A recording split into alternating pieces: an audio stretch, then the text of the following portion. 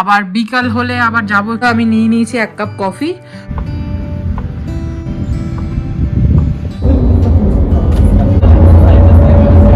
পুরো চারিদিকে জঙ্গল সাইড, ও সিনেমার দৃশ্য হয় না। আমার ভরসা নেই গুগলকে, দেখা গেলো মাঝ জঙ্গলে গিয়ে ছেড়ে দিল। রাত্রির হলে আমি হারগিজ এই রাস্তায় আসতাম না। আর এইটা যদি আমার লাস্ট ব্লগ হয় তাহলে ক্ষমা করে দেবেন। এরিয়াটা বেশ সুন্দর, কি সুন্দর লাগছে না, দূর থেকে ভেসে আসছে চার্চের ঘন্টা। আর এক জার্মানির এটাই একটা ভালো লাগে, এত সুন্দর সুন্দর গাড়ি দেখা যায় চারিদিকে। বাবা মা এত সুন্দর রেডি হয়েছে, ওরা বৃষ্টিটা ড্রেসটা এই উল্টো উল্টো ধরেছি। ছোট বাচ্চাকে এমনিতেই ভালো লাগে, আমাকে ব্লগ করছে। অদিতি তো আসার সাথে সাথেই এত কিছু খাবার দিয়ে দিয়েছে, 1 বাক্স ফুচকা। বা শিওর এটা ফিশ ফিঙ্গার না? আসার সাথে সাথে অতিথি আপ্যায়ন করেছে, thank you. Within half an আওয়ারের মধ্যে মানে পুরো ফুচকার ড্রামটা খালি। খাবো আবার ছাদা বেঁধে নিয়েও যাবো বাড়িতে। হ্যালো, গুড মর্নিং, আশা করি সবাই খুব ভালো আছেন। আমার চ্যানেলের একটি ব্লগে সবাইকে স্বাগত। আজ রবিবার, সকাল এখন 12:30 বাজে, দুপুরও বলা যেতে পারে। আমরা আজকে উঠেছি প্রায় 10টা নাগাদ, উঠেছি তাড়াতাড়ি, বিকজ আজকে প্রচুর কাজ আছে। আবার বিকাল হলে আবার যাব একটু অদিতিদের বাড়িতে, মানে এল্লাঙ্গেন যাব। যারা জানে তারা চেনে অদিতিকে, অদিতি আর ওর বাড়িতে আমরা যাই, খুবই ক্লোজ ফ্রেন্ড ওরা আমাদের। তো যেহেতু আমি চলে যাব ইন্ডিয়া, তার আগে ওরা বললো একটা উইকেন্ড একটু আয়, একটু দেখা করে যা অ্যাটলিস্ট, তুই তো যাবি অনেক দিনের জন্য, আর দেখা হবে না।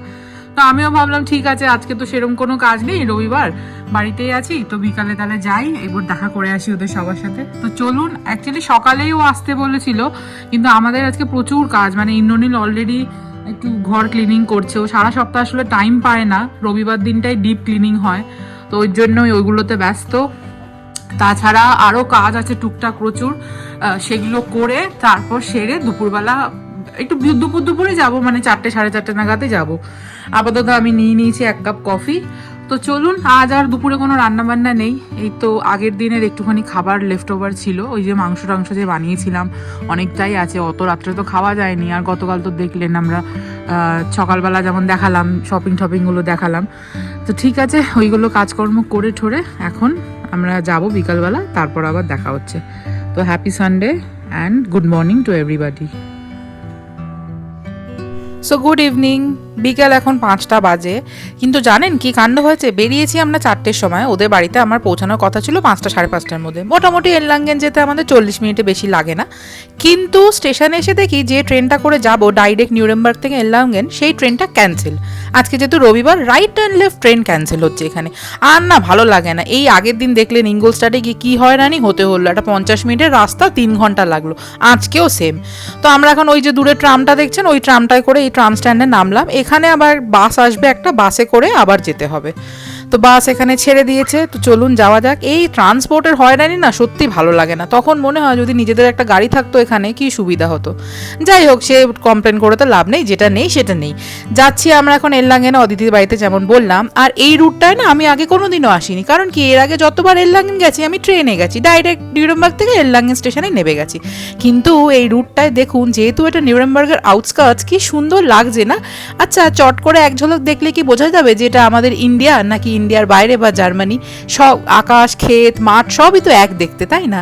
যাই হোক, চলুন, বেশ সুন্দর লাগছে জার্নিটা। এরকম ক্ষেত, এত গ্রিনারি তো দেখা যায় না সিটির মাঝে। চলুন তাহলে নেমে একবারে কথা হচ্ছে।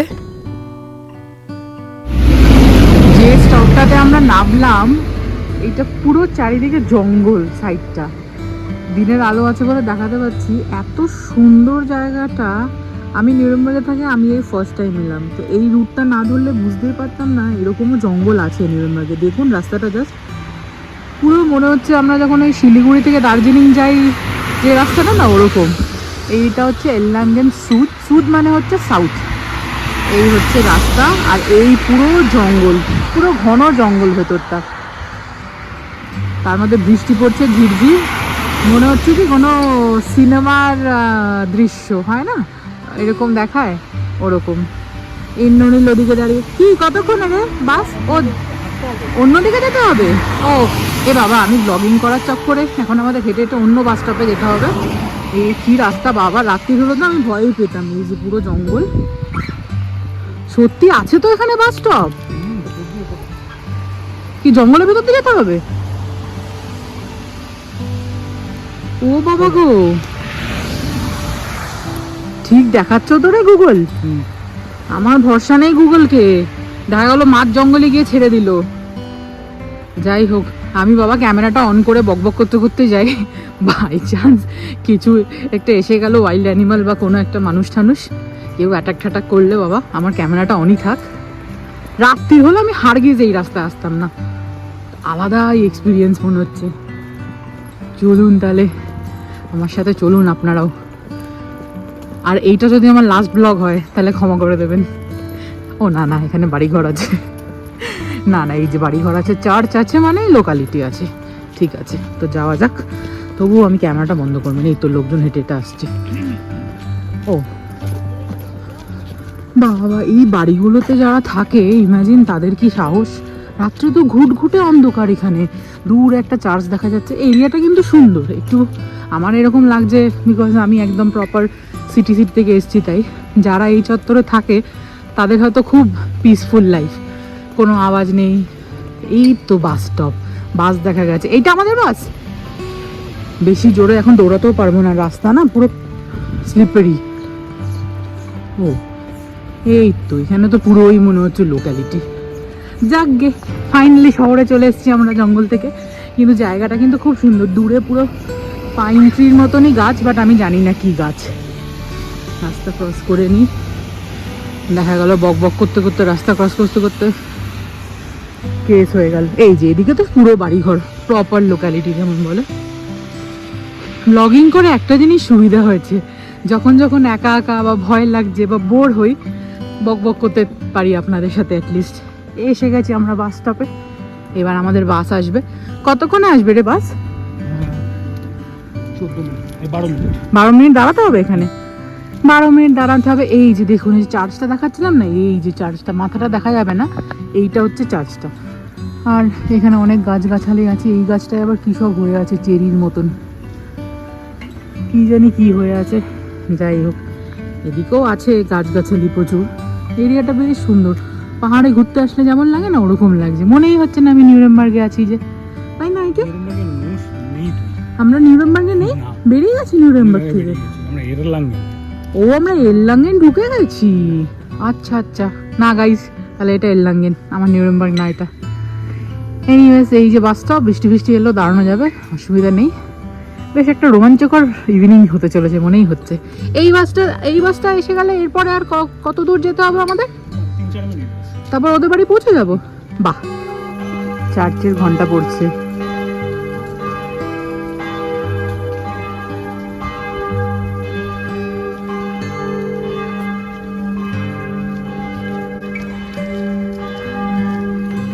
এটা চার্চই তো, তাই তো মনে হয়, গির্জাই মনে হচ্ছে।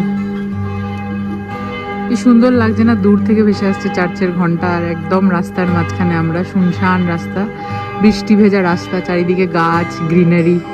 কিন্তু একটা জিনিস দেখাবো আপনাদেরকে, যতই গ্রাম মনে হোক বা এরকম মনে হোক, পরপর যে কটা গাড়ি দাঁড়িয়ে আছে, অডি, মার্সিডিজ, বিএমওয়ে, সব দামি দামি গাড়ি। জার্মানির এটাই একটা ভালো লাগে, এত সুন্দর সুন্দর গাড়ি দেখা যায় চারিদিকে। আমার খুব যেতে ইচ্ছা করছে এটার ভেতরে, কেউ কোথাও নেই। এরকম একটা মাঝ রাস্তায় দাঁড়িয়ে ছবি তুললে হতো, কিন্তু এখন ইন্দ্রনীলকে বললেই না রেগে যাবে, রাস্তায় বেরিয়ে ছবি তোলাটা বন্ধ করতো একটু।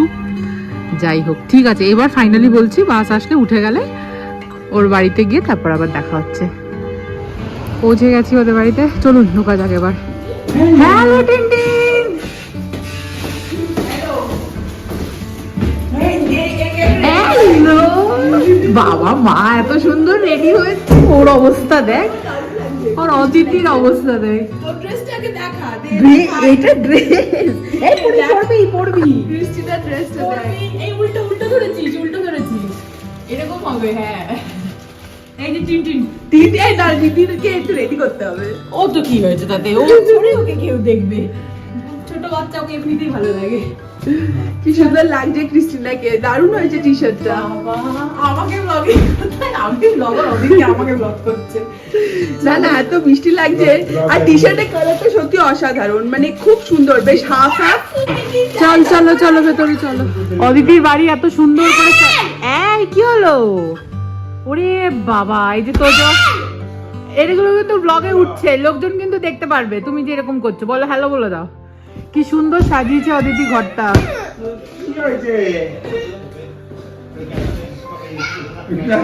অদিতি তো আসার সাথে সাথেই এত কিছু খাবার দিয়ে দিয়েছে। এটা তো মনে হচ্ছে এক বাক্স ফুচকা। বাহ, সব হোমমেড এগুলো। আরে বাও, এটা ফুচকার আলু। আর এগুলো সব ভেজ না, এগুলো বিবেক তো সব veg starters, pure veg starter সব। ওদের একটু ভেজ চলছে বলে পিওর ভেজ স্টার্টার্স, ভিগান সব। এটা তো চিজের কিছু একটা বোঝা যাচ্ছে। আর এই লম্বাগুলো, হ্যাঁ এই লম্বাগুলো কি রে? শিওর এটা ফিশ ফিঙ্গার না? শিওর আমার কিন্তু দেখে ফিশ ফিঙ্গার মনে হচ্ছে, ভেজ ফিঙ্গার। এই যে ইয়ের আলুটা আমি একটু খুলে দেখাচ্ছি ব্লগে বাবা। ওয়াও কি সুন্দর লাগছে। আসুন ফুচকা খেয়ে যান জার্মানিতে। আর এই হচ্ছে ফুচকা। ও পারফেক্ট একদম। বাহ, অদিতি আসার সাথে সাথে অতিথি আপ্যায়ন করেছে। Thank you. কি ওয়াটারমেলন এটা অদিতি? ওয়াটারমেলন। চিয়ার্স। এই জায়গাটা খুব সুন্দর লাগছে দেখতে। অদিতি খুব সুন্দর সাজিয়েছিস। এই ওয়ালটা খুব সুন্দর লাগছে। আয়নাটা তো নতুন দেখছি আমি।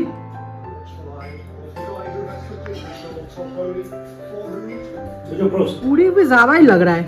इट्स लाइक 50 से भी ज्यादा है। तुम मत खाना।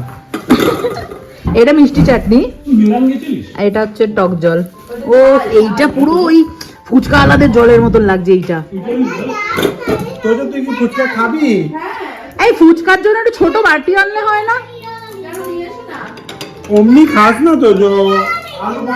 আলু ভরে খা তো জো। ওমা ওটা ফুচকা বিস্কিট না, আমি আলু ভরে দেবো? শুধু ফুচকা খাও তাহলে। না বস, আমি তো এখান থেকে তুলছি এটা। তুই বস, তোকে এটা ফুচকার সাথে তুলে দিই। তোকে এটা ফুচকার সাথে ছবি তুলে দিই। উইদিন হাফ অ্যান আওয়ারের মধ্যে মানে পুরো ফুচকার ড্রামটা খালি, একটা ফুচকাও কোথাও পড়েনি, জলটাও পুরোটাই খালি। মানে এতটাই আমরা টুটে পড়েছিলাম ফুচকার ওপরে। খেল খাতাম পয়সা হাজাম। সো মোটামুটি এক প্লেট ফুচকা খেয়ে পেটটা প্রায় অর্ধেকটাই ভরে গেছে। এখন বিবেকদা একটু এখানে অ্যাপারেল স্পিরিটস বানাচ্ছে। এই অ্যাপারেল স্পিরিটসটা না যদিও ইটালির একটা ড্রিঙ্ক, কিন্তু জার্মানিতে এটা সামারে ভীষণ পপুলার, মানে প্রত্যেকেই খায় এই ড্রিঙ্কটা। তো মোটামুটি প্রসেকো, অ্যাপারেল লিকিওর, তারপর সোডা এইসব দিয়ে বানায় ড্রিঙ্কটা। আর এদিকে অদিতি ছোলে ভাটুরার ভাটুরা ভাজছে বাচ্চাদেরকে দেওয়ার জন্য ডিনার। আমার মনে হয় না আমি আর খেতে পারবো। যাই হোক চলুন একটু বাদেই বেরিয়ে যাব। এইটা একটু গল্প করে নিই আমরা। এই তো লাস্ট দেখা, এরপর আবার কবে দেখা হবে? 1-2 মাস বাদে দেখা হবে। তো চলুন একবারে বেরিয়ে গিয়ে বাইরে গিয়ে একবারে কথা বলছি, একটু ওদের সাথে টাইম স্পেন্ড করে নিই আমি বরঞ্চ। তো মোটামুটি রাত এখন 10:10 বাজে। আমরা বেরিয়ে পড়েছি অদিতির বাইক থেকে। খাবারটা আর খেলাম না, ডিনার অদিতি করেছিল, মানে ছোলে ভাটুরে বানিয়েছিল। ছোলেটা আমাদেরকে প্যাক করে দিয়েছে। তো ওই ছোলেটা নিয়ে, মানে বাঙালিদের তো জানেনই আছেই স্বভাব, খেয়ে খাবো আবার ছ্যাদা বেঁধে নিয়েও যাবো বাড়িতে। এক্স্যাক্টলি, তো ওটাই করেছি। অদিতি খুব সুন্দর করে বেশ অনেকটা পরিমাণে ছোলে প্যাক করে দিয়েছে, বাড়ি নিয়ে যাচ্ছি। খাবো বাবা পরে ভালো করে। লুচি, আইকে আবার বলছে একটু লুচি বানিয়ে দিস, লুচি দিয়ে ছোলে খাবো। এনিওয়েজ তো চলুন এখন বাড়ি যাওয়া যাক তাহলে। ফিরবো অবশ্য ট্রেন একটা আছে, যাই হোক ফেরাটা নিয়ে চাপ নেই। আজকের ব্লগটা এইটুকুই রাখলাম। কেমন লাগলো আজকের ব্লগটা অবশ্যই কিন্তু জানাবেন, আর ভালো লাগলে like, comment, share and subscribe করবেন। Thank you for watching. সবাই কিন্তু খুব ভালো থাকবেন এবং সাবধানে থাকবেন। বাই।